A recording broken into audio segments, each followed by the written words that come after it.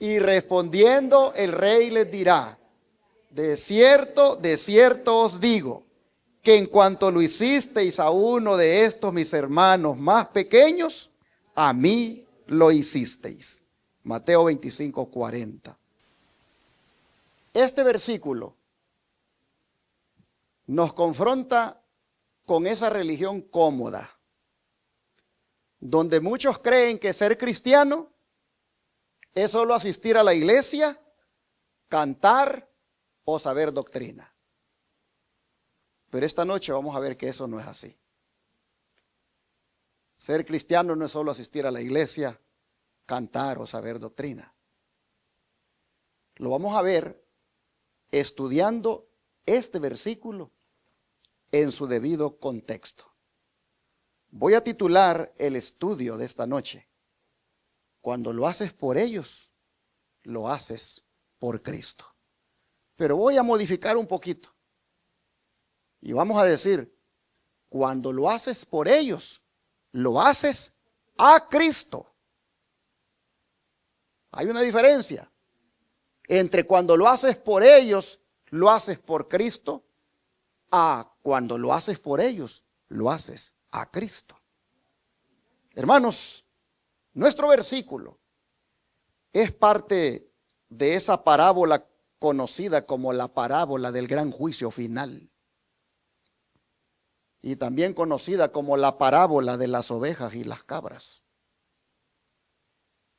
Pero no es una parábola más, es la última parábola que Jesús relató en su ministerio, y trata del momento final de la humanidad. Aquí no es un culto más, aquí no es una campaña, aquí no es un debate de doctrina.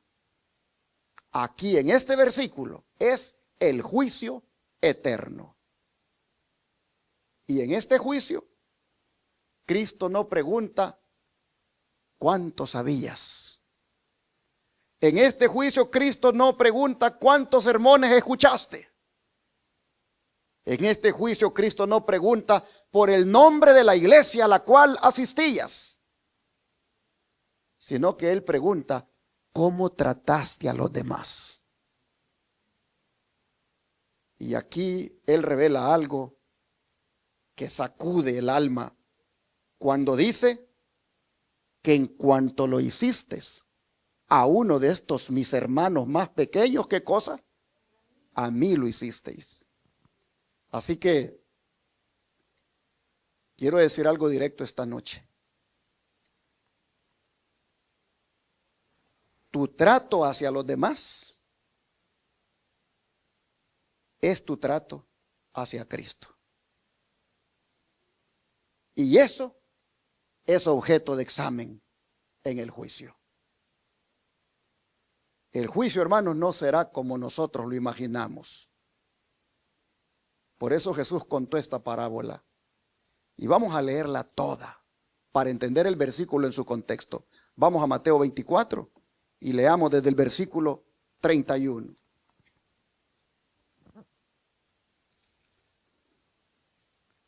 Mateo 24, versículo 31 en adelante.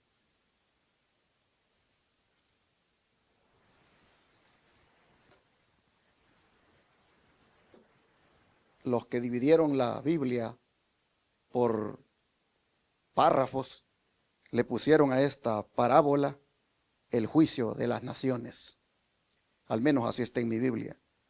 Y dice así: cuando el Hijo del Hombre venga en su gloria 25, 31 en adelante. Oh, perdón. Oh, sí, perdón. Sí, Mateo 25 era. Disculpen.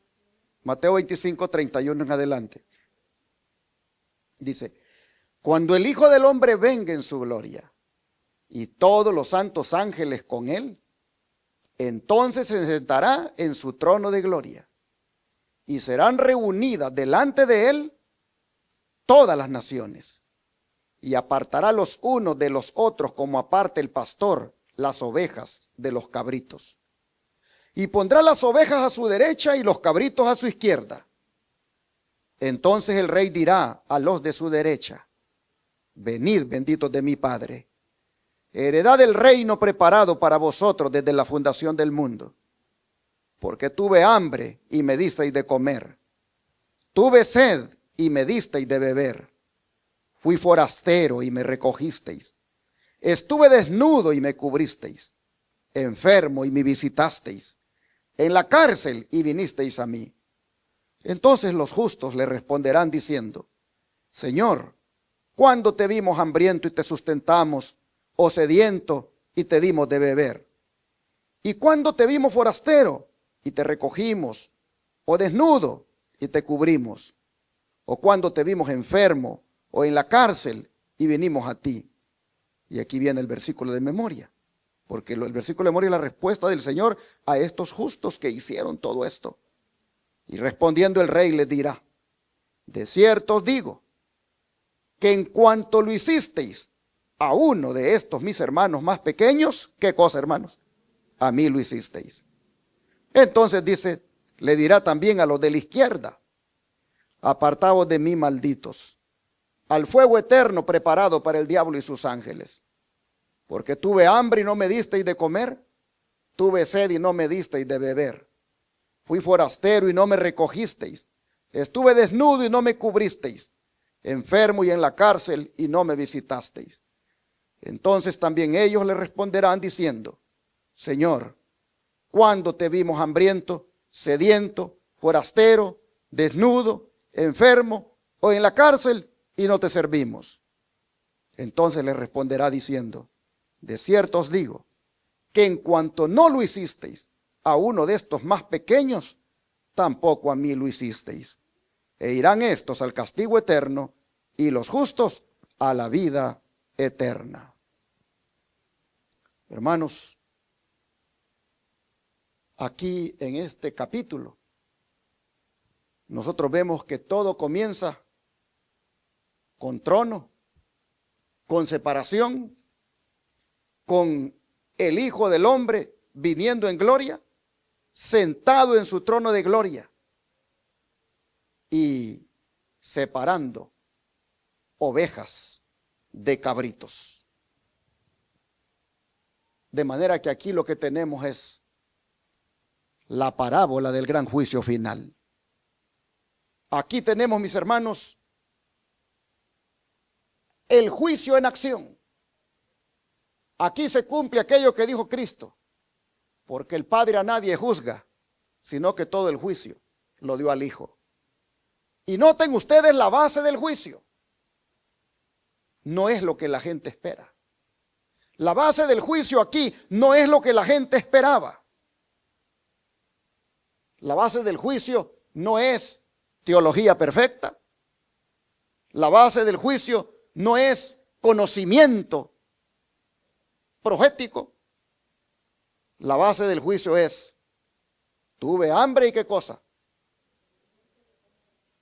Tuve sed, estuve desnudo, estuve preso.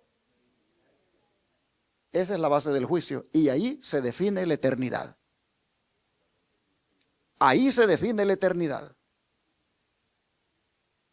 De manera, hermanos, que estamos tratando esta noche con un versículo muy, pero muy serio. Estamos tratando esta noche con un versículo que, de entenderlo bien, nos hará cambiar nuestra manera de ver la vida cristiana. La eternidad se está definiendo aquí por lo que se hizo o no se hizo. Es donde profecía, mire lo que dice. Cuando el Hijo del Hombre venga en su gloria, se sentará sobre el trono de su gloria y serán reunidas delante de él todas las gentes y los apartará los unos de los otros.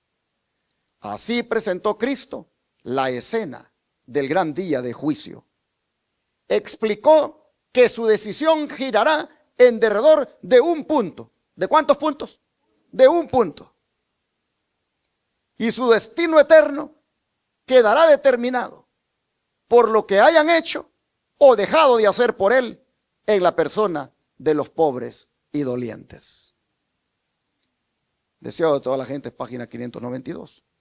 Así que esta cita respalda lo que he dicho, que el juicio no será de lo que decimos, sino que es un juicio de lo que hicimos. Voy a repetir esto. El juicio no será de lo que decimos, sino que es un juicio de lo que hicimos, como también de lo que dejamos de hacer. Y lo más impactante es que nadie sabía que estábamos tratando con Cristo. Hermanos, Cristo dice aquí, ¿a mí qué cosa lo hicisteis? Mire que yo le dije que corregí el título porque decía que por mí. Pero cuando usted lee el texto, no dice por mí lo hicisteis, dice a mí lo hicisteis. Mire que ni siquiera dice en mi nombre lo hicisteis. No, dice a mí lo hicisteis. Y eso significa, hermanos, que cuando ignoramos a alguien, estamos ignorando ¿a quién? A Cristo. Que cuando despreciamos a alguien, estamos despreciando ¿a quién? A Cristo. Que cuando somos indiferentes con alguien, somos indiferentes ¿con quién? Con Cristo. Hermanos, Cristo está disfrazado en la humanidad. Él está disfrazado en el joven confundido. Él está disfrazado en ese miembro frío, apático, indiferente de la iglesia. Él está disfrazado en esa familia rota por problemas familiares o por la muerte de algún ser amado. Hermanos, Cristo está allí. En el necesitado espiritual, Cristo está. Por eso que esta noche tenemos que pensar bien si estamos viviendo el evangelio o no.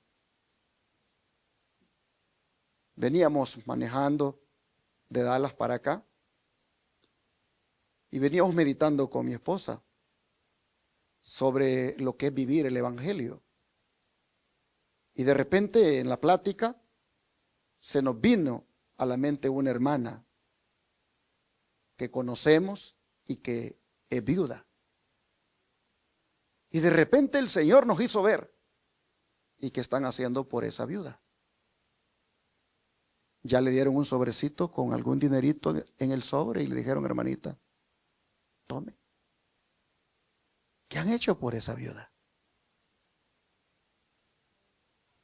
Y de repente vino a nuestra mente otra persona que está enferma. Ya la fueron a visitar y le pusieron algo en el sobre y se lo dieron. Y empezamos a ver necesidades y necesidades. Y luego empezamos a ver hermanos que están por ahí, fríos espiritualmente. Otros que están por ahí caídos espiritualmente. Y empezamos a mirar, ya le llamamos por teléfono. Ya les hicimos una visita. O solo hemos oído que están fuera, solo hemos oído que ya no van, solo nos hemos dado cuenta que pues por ahí están. Pero hemos hecho nuestra parte. Nos dimos cuenta que a la hermana tal, su esposo lo agarró migración y ahora ella se ha quedado sola luchando. ¿Le hemos dado una llamada? Hemos ido con algún sobrecito y aunque sea poquito dinerito y le hemos llevado. Y empezamos a mirar, hermanos, que el evangelio es algo práctico. Y comenzamos a mirar de que, wow, no estamos verdaderamente siendo cristianos. Y lo más impactante de todo es que el Señor dice, cuando lo hagan, ¿a quién se lo hacen? Dice el Señor, a Él. Y cuando no se lo hacen, pues no se lo hacen a Él. Por eso el don de profecía, hablando de esto, mire lo que dice. Estamos en un mundo de pecado y tentaciones. Y los jóvenes a nuestro alrededor están muriendo sin Cristo.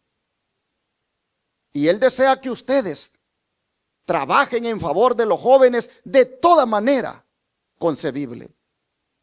Si tienen una casa y un hogar agradable, inviten a los jóvenes que no tienen hogar. Inviten a los jóvenes que necesitan ayuda, que necesitan simpatía, que necesitan palabras amables, cortesía y respeto. Ellos desean esto. Si desean llevarlos a Cristo, deben mostrarles amor y respeto, porque Él los compró con su sangre. Rescató sus almas al precio infinito de su preciosa vida. ¿Y no es esto suficiente para llevarnos tan pronto como seamos pámpanos de la vid a llevar fruto?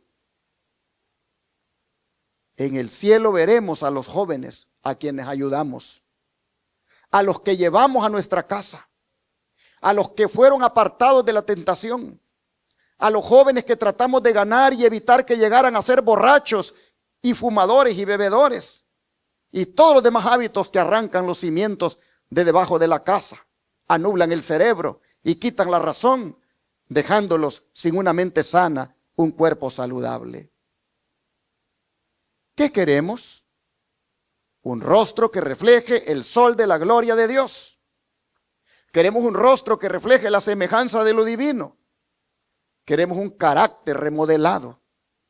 Queremos que la imagen de Cristo sea restaurada en nosotros. El Señor nos ayude a que podamos hacer lo mejor posible durante nuestro tiempo de vida.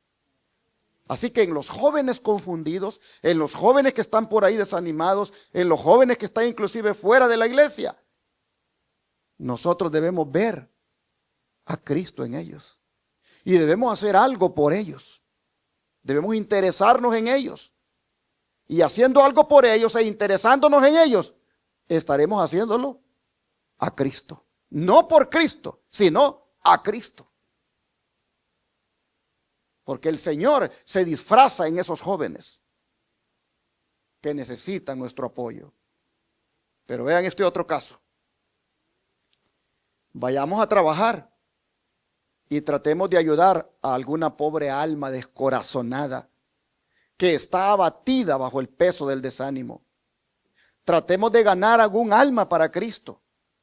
Ustedes se consideran más importantes de lo que son, pero intenten ganar a alguien para Cristo y se empequeñecerán hasta sentir que no son nada. Cuando se sientan así, entonces será Cristo todo para ustedes. Wow. Sermones Escogidos, tomo 1, página 175. Así que, hermanos, el que está desanimado, el que está decepcionado, el que está abatido, debemos buscarlo. Debemos darle una llamada. Debemos decirle que lo extrañamos. Debemos decirle que es importante para nosotros. Y, hermanos, hacer esa obra de restauración, de visitación, eso, hermanos, es hacerlo al mismo Señor Jesucristo. Pero ahora ve este otro caso. Una naturaleza semejante a la de Cristo no es egoísta, no es carente de simpatía, ni tampoco fría.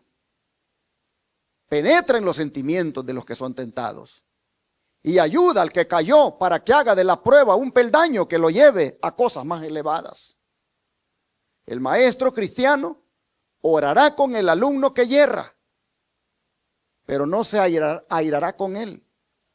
No hablará mordazmente al que hace mal, desanimando así a un alma que está luchando con las potestades de las tinieblas. Más bien elevará su corazón a Dios en busca de ayuda, y los ángeles vendrán a su lado para ayudarle a levantar el estandarte contra el enemigo. Y así, en vez de separar de la ayuda al que yerra, se verá habilitado para ganar un alma para Cristo. Estamos viendo, hermanos, el versículo como dicen, en práctica. Estamos viendo, según el don de profecía, cómo entender el versículo de memoria.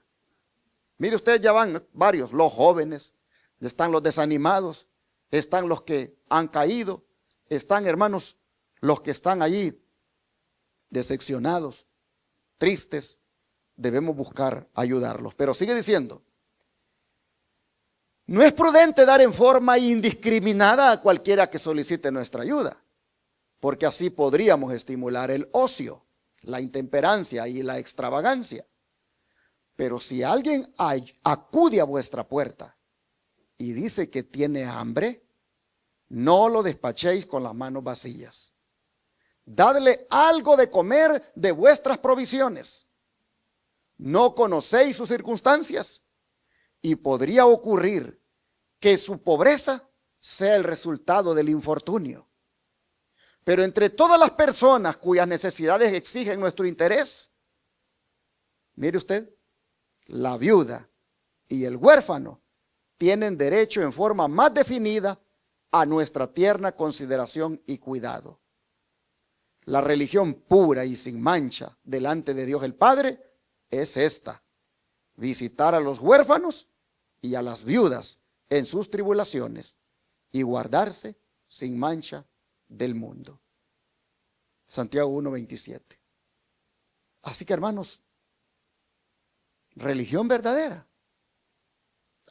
es la que guarda el sábado, pero no visita ni un enfermo, no se interesa por nadie, no le ayuda a nadie. Entonces, ¿qué religión verdadera me estás hablando? Porque guardas el sábado. Aquí está diciendo el apóstol Santiago: la religión pura y sin mancha delante de Dios el Padre es visitar a los huérfanos y a las viudas en sus tribulaciones y guardarse sin mancha del mundo. Sigue diciendo: el Padre que ha muerto en la fe. Mire, esta cita está poderosa. El Padre que ha muerto en la fe, confiado en la promesa eterna de Dios, ha dejado a sus seres amados confiando plenamente en que el Señor cuidaría de ellos. Él así lo dejó. Él fue a la tumba, ella fue a la tumba, la madre fue a la tumba, el padre fue a la tumba, y murieron confiándose en que Dios cuidaría de sus hijos. Pero ¿a quién usaría Dios para cuidar a sus hijos? Mire lo que sigue diciendo. ¿Y cómo provee el Señor para satisfacer las necesidades de estas personas enlutadas? No obra un milagro enviándoles maná del cielo, ni les envía los cuervos para que les lleven alimento, sino que obra un milagro. ¿Pero en quién? En los corazones humanos, expulsando el egoísmo del alma y abriendo las fuentes de la generosidad. Y así pone a prueba el amor de sus seguidores profesos, encomendando a su tierna compasión a los afligidos y enlutados, a los pobres y los huérfanos. Estos son, en un sentido especial, los pequeñitos de quienes Cristo se preocupa y se le ofende a Él cuando se los descuida. Los que se desentienden de ellos están descuidando a Cristo en la persona de sus hijos afligidos.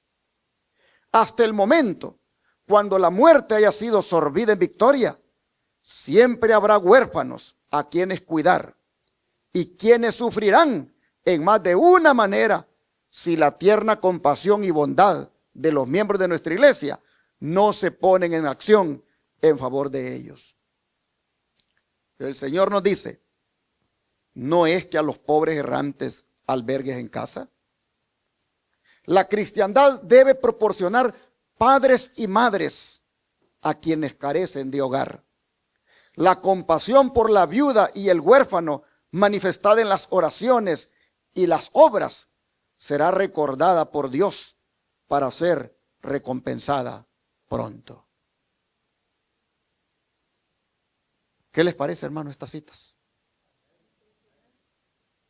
Saben que mientras las estoy leyendo, yo estoy pensando en una joven,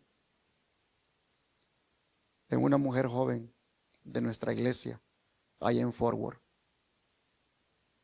Creo que algunos escucharon de esta tragedia hace poquito,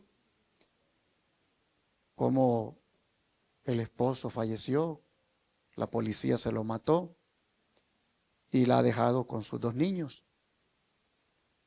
Y yo tuve una conversación con ella y le dije, ¿cómo está haciendo la hermana para hacerle frente a todos estos gastos, repartir el cuerpo de su esposo para México? Y dice, gracias a Dios, dice, los hermanos no me han dejado sola, me han apoyado y pude reunir el dinero para el funeral y repartir el cuerpo allá porque sus padres lo quieren enterrar allá.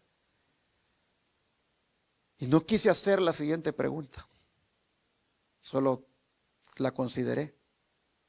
¿Y qué va a hacer ahora, hermana? Con sus 2 niños y usted sola. Y le pregunté al primer anciano de la iglesia de Fort Worth, ¿y la hermana qué sabe de ella? ¿Qué planes tiene? Pues dice, se va a ir a trabajar a la construcción. ¿Y los niños? ¿Con quién los va a dejar? Pues ella va a trabajar en la construcción, me dice, cuando los niños estén en la escuela. Los va a dejar en la escuela y ella se va a ir a trabajar a la construcción. Y entonces me puse a analizar lo difícil, ¿verdad?, que viene a ser para ella como viuda y sus 2 niños. Y cómo estamos leyendo aquí que el Señor nos ha dejado a nosotros para ayudar a este tipo de personas, huérfanos y viudas. Dice un texto bíblico que padre de huérfanos y defensor de viudas es Jehová Dios.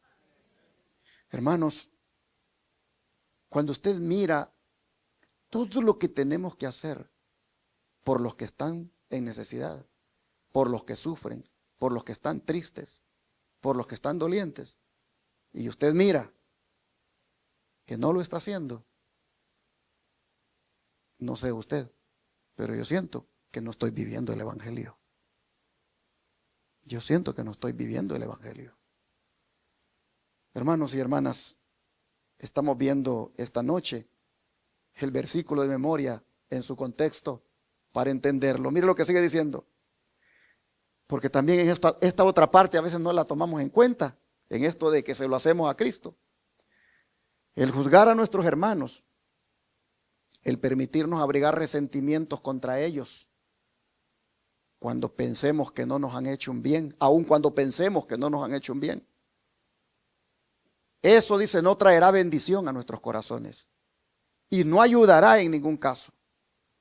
No me atrevo, dice, a permitir que mis sentimientos se alimenten con todas mis aflicciones y que las repitan una vez y otra y que se espacien en la atmósfera de la desconfianza, la enemistad y la disensión.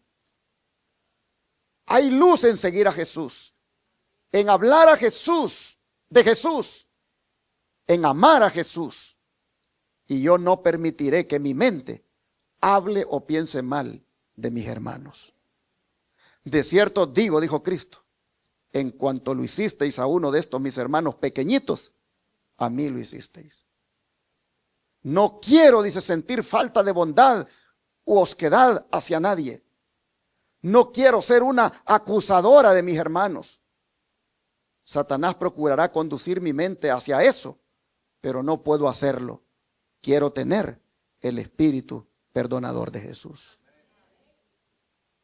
O sea, hermanos, que cuando yo me doy a la tarea de juzgar a mi hermano y de todo el tiempo estar hablando de él, criticándolo, sin darle la oportunidad que él esté presente para que dé su versión, y hasta emito un juicio y hasta cargo contra él,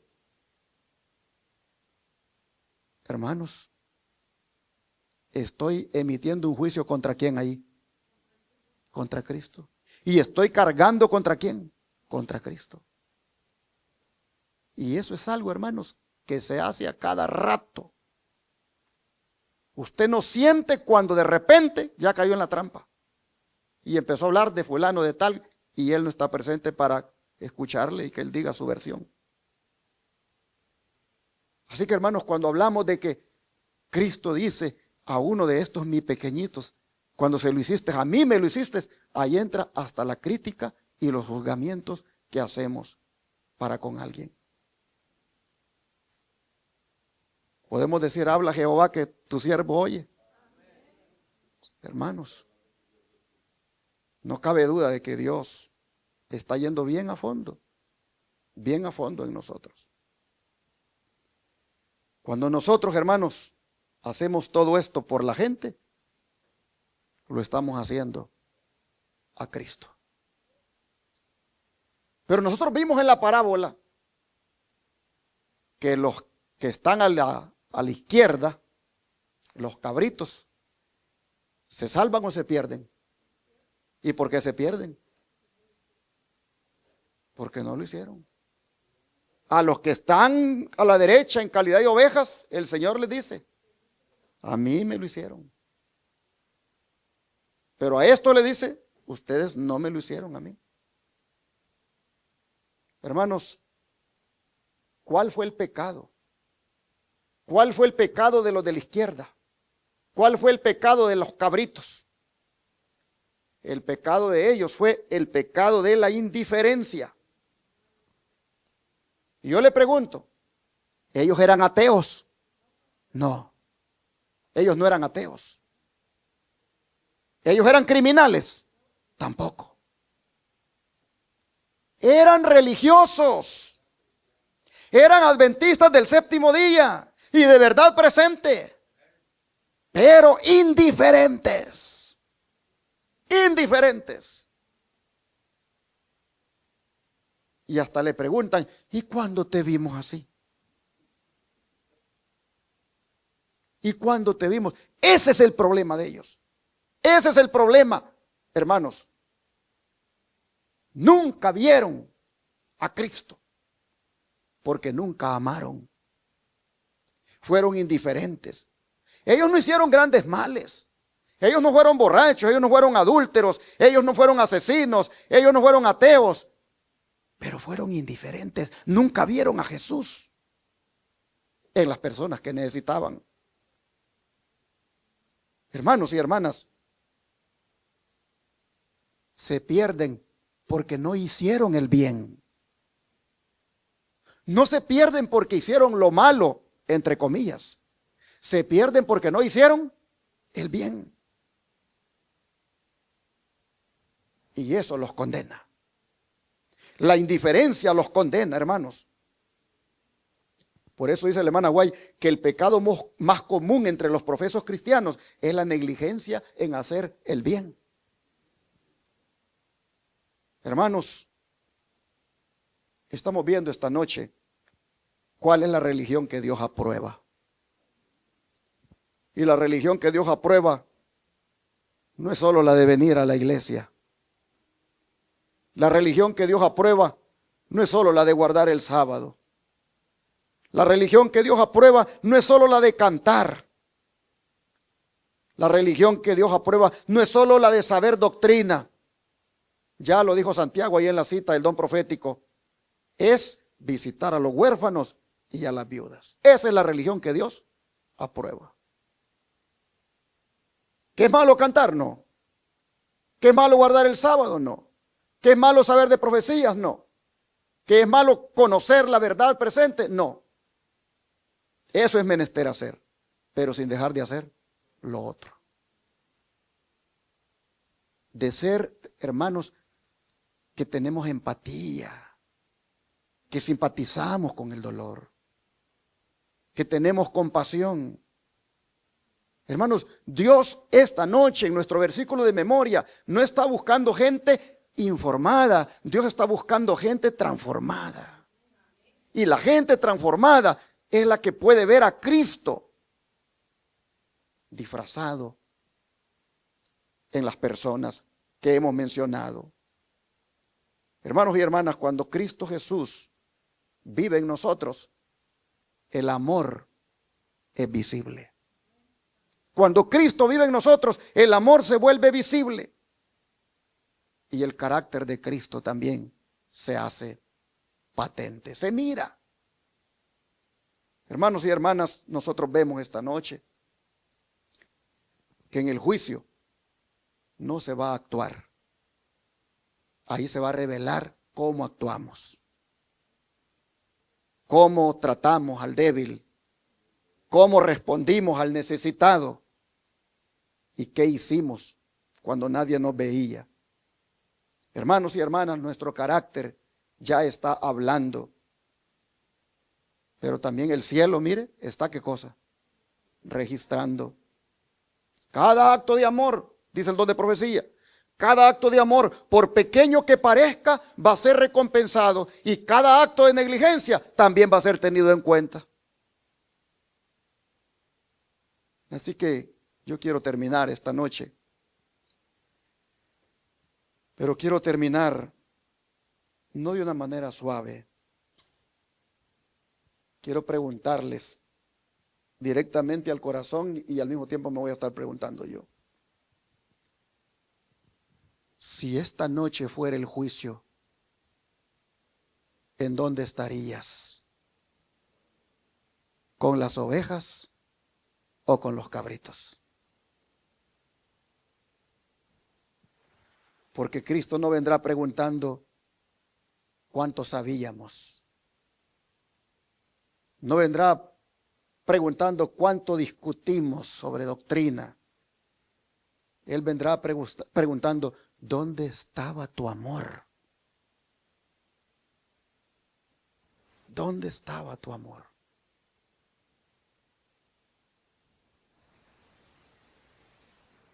Me encontraba en un funeral allá en San Antonio. Murió el esposo de una hermana que estaba llegando a la iglesia de visitante. Y me pidieron que yo fuera a tener el funeral. Me dijeron, queremos que usted vaya porque él era pentecostal. Y van a llegar hermanos pentecostales. Y es posible que ellos prediquen y digan que él va para el cielo ya. Y usted sabe la verdad sobre el estado de los muertos. Así que queremos que usted predique. Y entonces yo llegué al funeral, estaba lleno ese funeral. Cuando de repente veo que se para un hombre y dijo, yo vivo en Nueva York. Y tomé un vuelo, dijo, para venir al funeral de este varón, dijo, aquí a Texas. Porque con este varón, dijo, salíamos a hacer la obra. Con este varón, dice, salíamos a repartir tratados. Salíamos a compartir el evangelio. Este era un varón, dijo, que era muy trabajador en la obra. Y yo pedí permiso en mi trabajo para venir aquí y estar con su esposa, con la familia, en estos momentos difíciles. Y yo, hermanos, eso me lo eché a la bolsa. ¿De dónde has venido? Desde Nueva York. ¿Has pedido permiso en tu trabajo para estar en este funeral? No cabe duda que sí amabas a tu hermano. De repente se paró otro y dijo, yo vengo de New Jersey. Y este varón lo conocía en la iglesia y comenzó.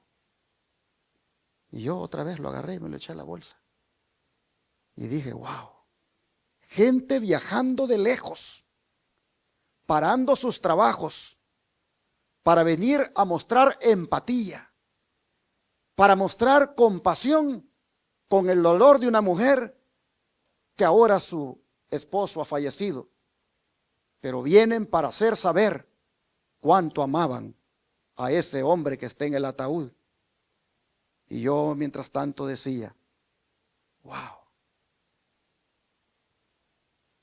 Y a veces yo he ido a funerales donde los hermanos no están presentes. Nadie se atrevió a pedir permiso en su trabajo para poder estar en ese cementerio ese día, para poder estar con esa persona que está en el dolor. Nadie. Hermano, yo he estado en funerales donde he estado solito con mi esposa. Y uno dice, wow, ¿dónde están los hermanos? Tienen la verdad, tienen buen mensaje, tienen buena doctrina, pero no tienen empatía, no tienen compasión. Por eso, hermanos, esta noche, más que hablar de bestias o de profecías, yo quiero que nos vayamos de aquí con un mensaje sobre la importancia que tiene de amar de verdad, de amar como Cristo nos ha enseñado. Hermanos, Cristo va a decir, ¿dónde estaba tu amor? De manera que esta noche yo quiero preguntarle, si usted ha sido indiferente, si usted ha sido frío, si usted se ha enfocado en sí mismo, si usted ha sido muy religioso, muy religiosa, pero sin compasión, yo quiero preguntarle, ¿será que usted, después de oír lo que está escuchando, va a cambiar? ¿Va a ser diferente? ¿O va a seguir igual? Hermanos y hermanas, Cristo nos está llamando esta noche. Él nos dice, en cuanto lo hicisteis a uno de estos mis hermanos más pequeños, ¿qué dice el Señor? A mí me lo hicisteis. Hermanos, aún estamos a tiempo de cambiar. ¿Cuántos lo creen? Aún estamos a tiempo de amar. Aún estamos a tiempo de vivir el evangelio verdadero. De manera que si esta noche usted quiere decirle al Señor, Señor, ya no quiero tener una fe fría. Quiero verte en las personas. Quiero verte en las personas. Yo le comentaba a los hermanos de Shepherd esta mañana que allá en Arlington, allá por Dallas,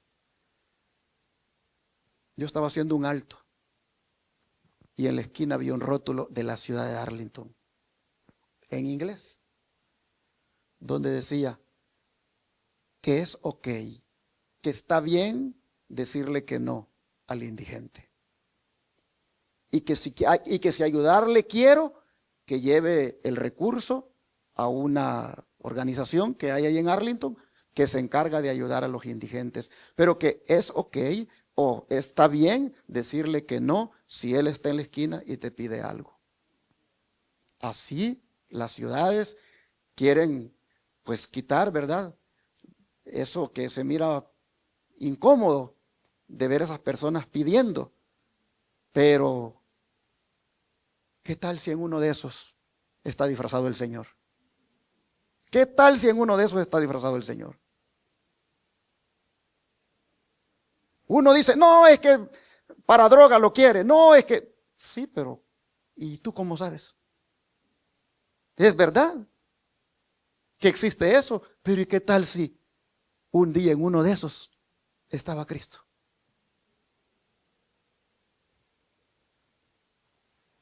Un día, yo creo que se los conté a ustedes, yo iba viajando para Seattle. Allá por Wisconsin, pasé a una gasolinera a poner gas. Y cuando estaba poniendo gas, de repente aparece así un hombre joven. Y dice, disculpe, ¿usted me podría ayudar para ponerle gas a mi carro? Me he quedado sin gas, dice, y no tengo para avanzar. Y tengo a mi esposa con mis niños. Y pues quiero seguir. Y hermanos, ese era Cristo, ese era Cristo probándome a mí. ¿Qué tal si yo le digo, empiezo con la desconfianza y le digo, mira, no tengo? Hermanos, se dan casos así. Gente no sale así. Y nosotros tenemos que mirar en esas personas que allí puede estar Cristo disfrazado y probando nuestro amor, probando nuestro carácter. Así que esta noche, hermanos, si usted le quiere decir al Señor, yo ya no quiero una fe fría, yo quiero verte en las personas, yo quiero vivir un cristianismo real. Si usted esta noche le quiere decir eso a Jesús, hágalo. Pregunto, ¿cuántos lo quieren hacer? ¿Cuántos te lo quieren decir a Jesús? Hermanos, esta noche hay que decirle al Señor, hay que decirle al Señor esta noche, perdóname por la religión sin amor que he estado practicando. Perdóname por ignorarte en los demás. Dígale al Señor esta noche, hoy decido verte, servirte y amarte en los pobres, en los huérfanos, en las viudas, en los necesitados, en los desanimados. ¿Cuántos quieren decirle eso al Señor de verdad? Vamos a rodearnos entonces. Le voy a dar un tiempo ahí en silencio para que usted hable con el Señor y luego interrumpiré yo ese silencio con una oración en voz alta.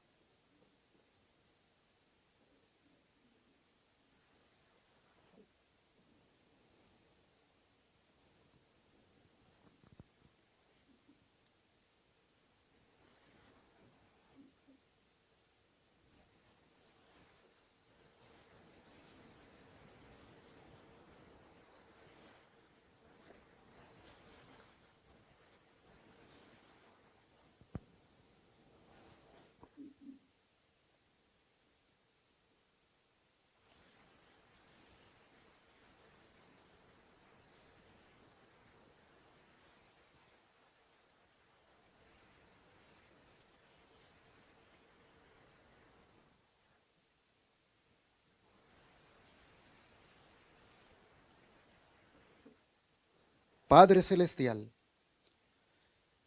te agradecemos esta noche por hablarnos en tu palabra de una manera directa, confrontativa, pero al mismo tiempo honesta. Porque vemos, Padre, la profundidad que encierra el versículo que nos hemos aprendido.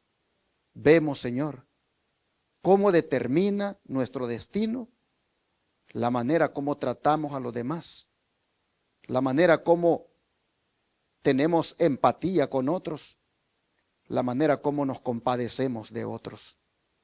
De manera que esta noche estamos suplicándote, primero, que nos perdones por las veces que hemos tenido una religión muy fría, por las veces que hemos tenido mucho conocimiento, mucha doctrina, mucha verdad, pero poco amor, muy llenos de indiferencia. Te pedimos, Señor, perdón, pero te rogamos que a partir de hoy nos des un nuevo corazón. Te pedimos que a partir de hoy nos des un corazón sensible al dolor, sensible a la necesidad, que nos des un corazón que simpatice, un corazón que sienta, un corazón de carne. Señor, clamamos esta noche porque nuestra relación con el prójimo, empezando por los que tenemos aquí cerca y con los otros que no tenemos cerca, pero que son también nuestro prójimo, siempre podamos ver en ellos a Cristo Jesús. Te rogamos, Padre, por favor, que de aquí en adelante la forma de ver al ser humano de parte de nosotros cambie. Y que por favor, Señor, si sabemos de alguien que está triste o sabemos de alguien que le pasó algo, que tomemos el teléfono y le demos una llamadita. Si sabemos de alguien que ya no lo vemos en la iglesia, que tomemos el teléfono y le digamos, hermano, lo hemos extrañado, hermana, ¿cómo está? Señor, fallamos muchas veces.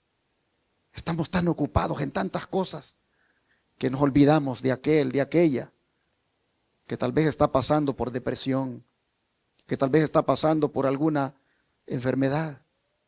Señor, te rogamos que nos des un nuevo corazón de tal manera que amemos de verdad a nuestro prójimo como decimos que te amamos a ti. Señor, te pedimos que este versículo lo practiquemos de ahora en adelante, para que cuando el juicio tome lugar en nuestro nombre, no tengamos nada de que avergonzarnos y que podamos al final quedar del lado derecho, del lado de las ovejas. Ayúdanos, Señor, para nunca quedar del lado de los cabritos, a la izquierda. No, Padre, porque ellos dicen que se van a perder. Ayúdenos a amarlo tanto a usted y servirle tanto en la persona del prójimo, que al final de cuentas usted nos ponga del lado derecho y nos diga: venid, benditos de mi Padre. Gracias, Señor, por su palabra. Se lo agradecemos en el nombre de Jesús. Amén.